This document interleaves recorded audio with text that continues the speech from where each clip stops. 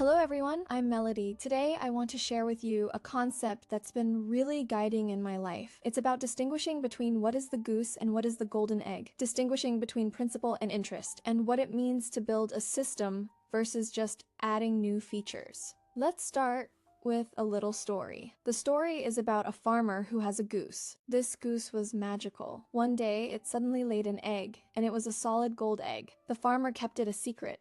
Every day he'd go collect an egg, solid gold egg. But one day he thought, what if I took all the golden eggs at once? So he went and found the goose that laid the golden eggs and killed it, only to find there was nothing inside. After that, he could never get another golden egg from that goose. So what does this story tell us? Some people are the type of people who value the egg over the goose. He's more focused on getting the golden egg and doesn't know how to nurture and protect the goose. From a financial perspective, this goose is equivalent to your asset. And the golden egg, harvested every day, is actually the continuous interest you earn from owning this asset. So many times we should focus more on thinking about what kind of self-operating system we should build for ourselves. In other words, how to raise more G's. Let's put it another way. I often come across videos like saving up 3 million and then retiring. For example, if I earn a certain amount of money, I'll start this kind of life. But does earning 3 million or earning a certain amount of salary mean your life stops moving? After you reach this goal, will you just stop doing everything? So I think a better way is to set up some self-operating systems for your own life. This system continuously provides you with the interest it brings. Let's try to think about some issues from the perspective of building a system rather than setting goals. Let's try to rewrite the new media headlines we see now.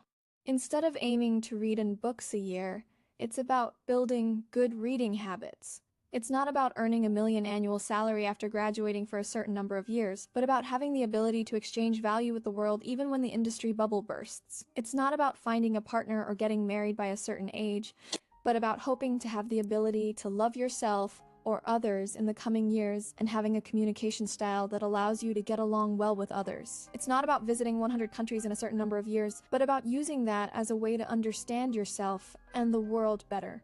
When we envy others, we're often just seeing a fleeting snapshot of their lives.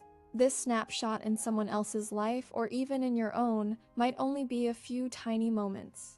Few people notice what the system behind it is. In other words, what opportunity did others have to get this goose?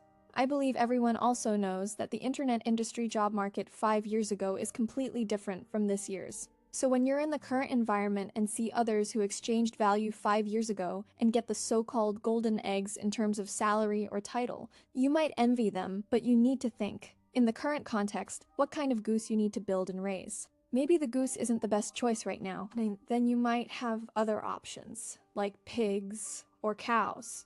Or you might have other ways to exchange your own value. It's a great self-operating system. In terms of psychological tools, there's actually a small tool called the lifeline. In this classic exercise, look back at some key moments in your past life, mark them, and label the impact score of each moment on your life. Was it a negative or positive score? Connect the dots from the past and form a line. You might find that in your life, a certain moment was influenced by something you did in the past. We can think about stretching the entire timeline. For example, if you want to achieve something before a certain point in the future, to work backwards from the time slice you want to achieve, you need to build, and what kind of system you need to acquire. Actually, this metaphor can be applied to many stages in life. For example, nowadays everyone promotes buying things, and they don't call it consumption anymore, but investment. For example, invest in your first coat for the fall. So how do you tell the difference between an investment and a purchase? If you can wear that piece of clothing many, many times, and you're sure that after buying it, you'll get plenty of use out of it, then this is indeed an investment for you. But if you really just buy it, wear it once, and then don't want to wear it again, then this is quite far from being an investment. Now let's look at it from another angle. Many people take apartments that are hard to sell or rent out and package them as investments. So some people think that owning property equals investing, but in reality it's not. We should think about whether investing this large sum of money can bring you golden eggs. At this point, it's like you have several G's. A, B, C, D. A could be buying this fixed asset. B is putting it into some fixed income. D is investing, for example, in index funds. And E is that you need to accumulate more money to raise a bigger goose. This goose will actually bring a better return rate. So this is a very important choice for you. Before many major investment decisions, you really must carefully screen them.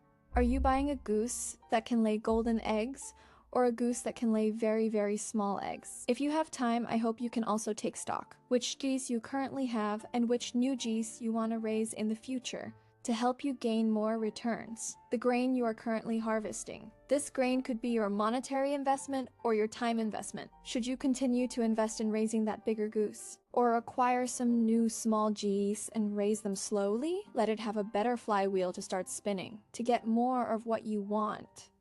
Your life is a big system. This system has different modules. How do you allocate these modules? Don't be like the farmer who kills off your goose too early because you think it's a waste of time, or you're tired, or it hasn't laid eggs yet. Alright, that's all I wanted to share with you today. See you next time. Bye!